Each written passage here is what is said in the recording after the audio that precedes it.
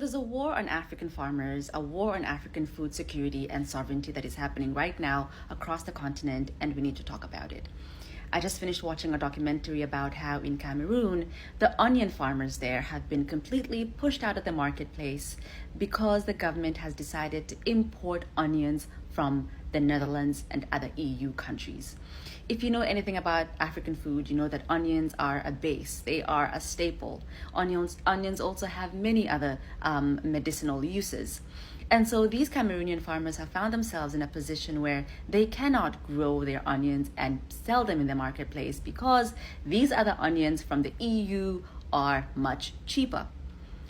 In a place like Eastern Congo, the millions of people who have been displaced there, many of them were farmers who have been forcibly removed from their villages so that multinational companies can grab the resources underneath this land. In Kenya, the government has decided that formerly freehold land, farmers who formerly outrightly owned their land now must be subject to mountains of bureaucracy, now must be subject to the state leasing out this land. Seeds are now being patented by companies like Cargill, by the Bill and Melinda Gates Foundation.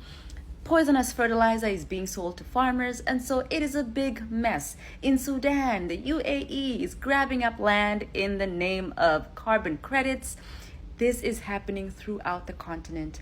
And today, on African Liberation Day, where we're celebrating 61 years since the Organization of African Unity was formed, now the AU, we have to wonder, where is this entity? What is it doing? When a transformational leader like Ibrahim Traore says that agriculture, we have to think about our food first because he who feeds you controls you. Africa is home to 60% of arable land, 60% of farmland, the rivers and lakes in this place. There is no way, there is no reason why there should be any type of famine on this continent.